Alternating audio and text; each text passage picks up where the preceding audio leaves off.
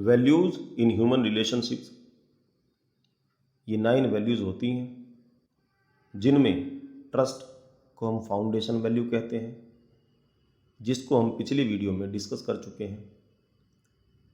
दूसरी वैल्यू है रेस्पेक्ट, जिसको हम इस वीडियो में डिस्कस करेंगे। रेस्पेक्ट इज राइट इवेल्युएशन, सम्मान का अर्थ है सही मूल्यांकन या ठीक ठीक आकलन करना। अब देखना है कि इवेल्युएशन किस चीज़ का करना है, मूल्यांकन किस चीज़ का करना है, सेल्फ का करना है या बॉडी का करना है। तो निश्चित रूप से सेल्फ का ही मूल्यांकन करना है। वर्तमान में हम क्या कर रहे हैं, इसको एक बार देख लेते हैं और क्या हमें करना चाहिए, उसके बाद हम उसको देखेंगे। वर्तमान में हम या तो ओवर इवेल्युएशन देखते हैं या अंडर इवेल्युएशन देखते हैं या अदरवाइज इवेल्युएशन देखते हैं। Over evaluation is to evaluate for more than what it is. अधिमूल्यम का मतलब है अधिक आकलन करना। Under evaluation is to evaluate for less than what it is. अवमूल्यन का अर्थ है कम आकलन करना। Otherwise evaluation is to evaluate for other than what it is. अवमूल्यन का अर्थ है अन्यथा आकलन करना। अब अगर ओवर इवेल्युएशन की बात करते हैं तो जो जिस योग्य है या जिसने जो कार्य किया है उससे अधिक बताना। अगर अंडर इवेल्युएशन की बात करते हैं तो जो जिस योग्य है उसे उससे कम बताना। और अगर अदरवाइज इवेल्युएशन की बात करते हैं तो जो जिस योग्य है उसको कम या अधिक छोड़ के कुछ और ही बता देना। जैसे किसी को कहना कि आपने तो बहुत ही अच्छा काम किया है, किसी को कहना कि आपने तो बहुत कम काम किया है, और किसी को कह देना कि आप तो किसी लायक ही नहीं हो। तो ये अदरवाइज इवेल्युएशन हुआ। ये तीनों ही तरह के मूल्यांकन डिसरेस्पेक्ट या अपमान की श्रेणी में आते हैं, क्योंकि ये सही मूल्यांकन नहीं है। अब इसका प्रभाव क्या पड़ता है किसी इंडिविजुअल का, यदि अंडर या अदरवाइज इवेल्युएशन करते हैं तो क्या प्रभाव पड़ता है, ओवर इवेल्युएशन करते हैं तो क्या प्रभाव पड़ता है, और राइट इवेल्युएशन करते हैं तो क्या प्रभाव पड़ता है, इसको देख लेते हैं। अगर किसी का मूल्यांकन कम करते हैं या अमूल्यांकन करते हैं, अदरवाइज इवेल्युएशन करते हैं, तो उसको बुरा लगेगा। बुरा लगेगा तो क्या होगा, वो डिप्रेशन में जाएगा, फ्रस्ट्रेट होगा, और वो जो उसने अपने बारे में सोचा हुआ है और जो एक्चुअली में वो है उसको छोड़कर उस बात पर ज़्यादा फोकस करेगा जो उसको कहा गया, यानी कि दूसरे का संदर्भ लेगा। जब दूसरे का संदर्भ लेगा, दूसरे का रेफरेंस लेगा, तो उसका जो कंडक्ट है वो इंडेफिनिट होगा, उसका जो आचरण है वो अनिश्चित होगा। इसी प्रकार ओवर इवेल्युएशन यदि करते हैं तो ओवर इवेल्युएशन में जो एक्चुअली में है उससे ज़्यादा उसका आकलन किया तो उसके अंदर एक अहंकार की भावना आएगी और वह भी दूसरे के रेफरेंस को, दूसरे की बात को ज़्यादा महत्व देगा और उसका कंडक्ट भी इनडेफिनिट होगा, अनिश्चित आचरण होगा। परंतु यदि राइट इवेल्युएशन किसी का होता है तो उसको मालूम है जो इवेल्युएशन होना चाहिए तब वही हुआ, तो उसका सेल्फ कॉन्फिडेंस या उसका आत्मविश्वास बढ़ेगा और वो सेल्फ रेफरेंशियल होगा। उसको विश्वास होगा कि जो तुमने काम किया है वो सही किया है, उसका सही मूल्यांकन हुआ है और उसका आचरण निश्चित होगा, डेफिनेट कंडक्ट होगा। तो ये 3 तरह के जो आकलन हैं, इनके इस प्रकार से ह्यूमन पर प्रभाव पड़ता है। अब जो 3 इवेल्युएशन हमने किए जो अपमान की श्रेणी में है, डिसरेस्पेक्ट की श्रेणी में है, over evaluation, under evaluation, otherwise evaluation, इसके अलावा हम आज एक काम और करते हैं, वो है डिफरेंशिएशन या विभेद करना। डिफरेंशिएशन को भी डिसरेस्पेक्ट की श्रेणी में ही रखा गया है। डिफरेंशिएशन कई आधार पर देखने को मिलते हैं,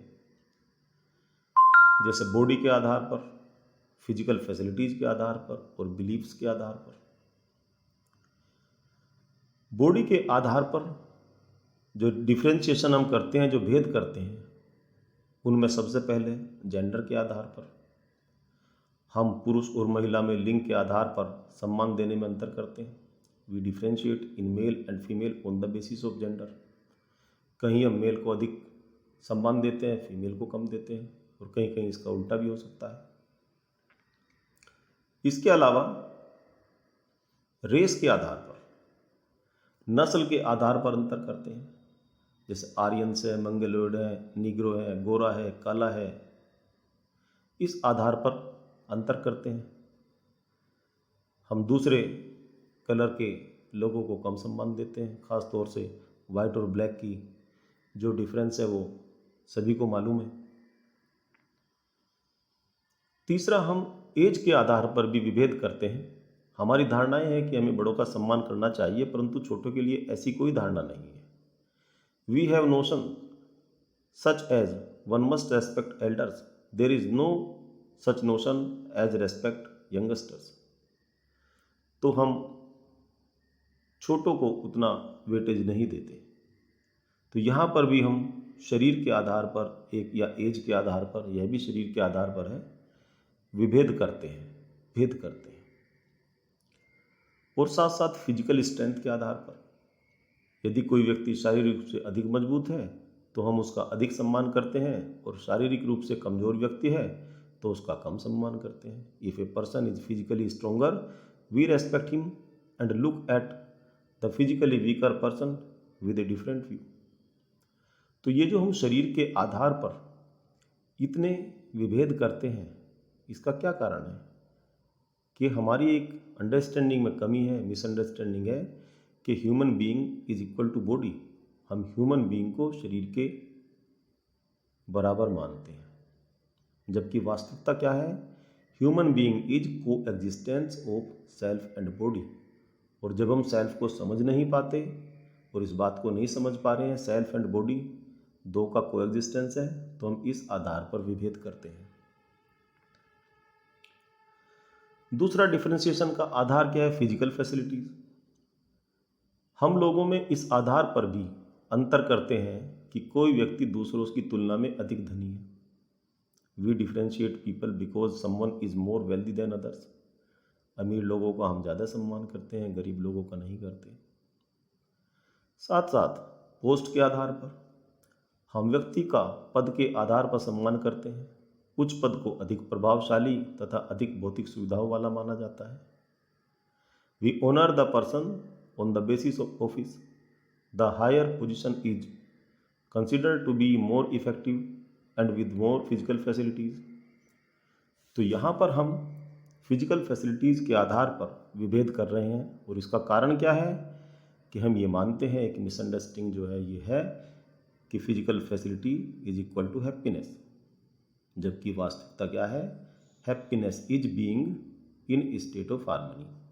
हैप्पीनेस का मतलब है कि सामंजस्य में रहना। तो इस कारण से, क्योंकि हम हैप्पीनेस को समझ नहीं पा रहे क्या रहे, इसलिए हम फिजिकल फैसिलिटी के आधार पर विभेद कर रहे हैं। तीसरा आधार क्या है? इज्म के आधार पर। अलग अलग विचारों के लोग अपने विचार के लोगों का अधिक सम्मान करते हैं, दूसरे के विचार के लोगों का कम सम्मान करते हैं, जैसे पूंजीवाद, समाजवाद, साम्यवाद या कैपिटलिज्म, सोशलिज्म, कम्युनिज्म। तो जो जिस वाद को मानता है, जिस इज्म को मानता है, उसके लोगों का अधिक सम्मान करता है। इसी प्रकार सेक्ट के आधार पर या धर्म के आधार पर या संप्रदाय के आधार पर लोग अपने संप्रदाय या समान विश्वास प्रणाली वाले लोगों को दूसरों की अपेक्षा अधिक सम्मान देते हैं। The people give more respect to their community और people with similar belief system than others. तो यहाँ पर भी हम इज्म के आधार पर या सेक्ट के आधार पर, यानी कि जो अपने बिलीफ्स हैं उसके आधार पर हम विभेद कर रहे हैं। इसके अलावा इंफॉर्मेशन, सूचना के आधार पर या पेशे के आधार पर, we differentiate on the basis of information oblique professions. Doctors respect doctors and engineer respect engineers. हम सूचना या पेशे के आधार पर भी अंतर करते हैं। डॉक्टर डॉक्टर का सम्मान करता है, इंजीनियर इंजीनियर का सम्मान करता है, या जो व्यक्ति जिस पेशे से जुड़ा हुआ है या जिस तरह का ज्ञान उसको प्राप्त है उसके आधार पर लोगों का सम्मान करता है। तो ये बेसिकली सम्मान नहीं, ये डिफ्रेंशिएशन है, ये विभेद है। और इसके पीछे मिसअंडरस्टैंडिंग क्या है? If the pre conditioning of other matches with my pre conditioning then the other is like me. हम सोचते हैं कि डॉक्टर डॉक्टर है तो वो सोचता है ये मेरे जैसा है, तो इंजीनियर सोचता है कि इंजीनियर मेरे जैसा है। जबकि रियलिटी क्या है? Every human being is like मी, सभी मेरे जैसे हैं। तो इस बात को हमको समझना चाहिए। तो ये हमने अब तक देखा कि हम क्या कर रहे हैं। The way we respect is actually differentiation, disrespect which is not naturally acceptable leads to opposition, movements, conflicts et cetera. तो जिस तरह से हम सम्मान कर रहे हैं, जिसको हम सम्मान मान रहे हैं, बेसिकली वो डिफरेंशिएशन है, डिसरेस्पेक्ट है, जिससे अपोजिशन पैदा होता है, विरोध पैदा होता है, मूवमेंट होते हैं, झगड़े होते हैं, कन्फ्लिक्ट होते हैं। तो 4 काम हम करते आ रहे हैं: over evaluation, under evaluation, otherwise evaluation and differentiation. और ये चारों के चारों ही गलत डायरेक्शन में हमको लेके जा रहे हैं। अब हमको करना क्या चाहिए? सम्मान करना चाहिए। सम्मान का मतलब क्या है? सही मूल्यांकन। और सही मूल्यांकन किस आधार पर करेंगे? स्वयं के आधार पर, रेस्पेक्ट या right evaluation on the basis of self. और जब सेल्फ के आधार पर हम राइट इवेल्युएशन करेंगे तो 2 चीज़ें बहुत ज़रूरी है कि राइट अंडरस्टैंडिंग का होना और राइट फीलिंग्स का होना। हमारी अंडरस्टैंडिंग भी सही होनी चाहिए और हमारी फीलिंग्स भी सही होनी चाहिए। यदि ये 2 चीज़ें हैं तभी हम सही मूल्यांकन कर पाएंगे, तभी हम रेस्पेक्ट कर पाएंगे। और जब हम इस आधार पर सेल्फ का मूल्यांकन करते हैं, स्वयं का मूल्यांकन करते हैं, तो हम क्या पाते हैं? सबसे पहले देखेंगे कि हमारा पर्पज क्या है, फिर देखेंगे हमारा प्रोग्राम क्या है, और फिर हमारे अंदर पोटेंशियल क्या है, और एक चीज़ और देखेंगे कि हमारी कॉम्पिटेंस क्या है। पहले इन 3 चीज़ों को देख लेते हैं। Purpose, I want to live with continuous happiness and prosperity. मैं अपने बारे में यदि कहूँ तो मैं चाहता हूँ निरंतर सुख और समृद्धि के साथ जीना चाहता हूँ। The other also wants to live with continuous happiness and prosperity. दूसरा भी निरंतर सुख और समृद्धि के साथ जीना चाहता है। तो मैं भी निरंतर सुख और समृद्धि के साथ जीना चाहता हूँ, दूसरा भी निरंतर सुख और समृद्धि के साथ जीना चाहता है। इसका मतलब हमारा उद्देश्य एक जैसा है। Our purpose is same on the basis of natural acceptance, क्योंकि नेचुरली एक्सेप्टेबल ये चीज़ है। हम सभी सुख और समृद्धि के साथ जीना चाहते हैं। तो पर्पज देखें तो पर्पज सबका सेम है। अब प्रोग्राम, सुख और समृद्धि में जीने के लिए हम क्या करते हैं? My program is to understand and to live in harmony at all 4 levels. मेरा कार्यक्रम सभी स्तरों पर सद्भाव को समझने और सद्भाव में रहने का है। The program of other is also to understand and to live in harmony at all 4 levels. दूसरे का कार्यक्रम भी सभी 4 स्तरों पर सद्भाव को समझने और सद्भाव में रहने का है। तो यहाँ पर मैं अपनी बात करूँ या दूसरे की बात करूँ, अब सेल्फ की हम बात कर रहे हैं, तो दोनों का प्रोग्राम या दोनों का कार्यक्रम भी सेम है। अब तीसरी चीज़ है potential.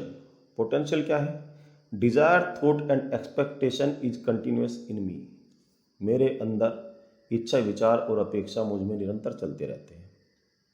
I am endowed with natural acceptance. मैं प्राकृतिक स्वीकृति से संपन्न हूँ। ऐसे ही desire, thought and expectation is continuous in the other.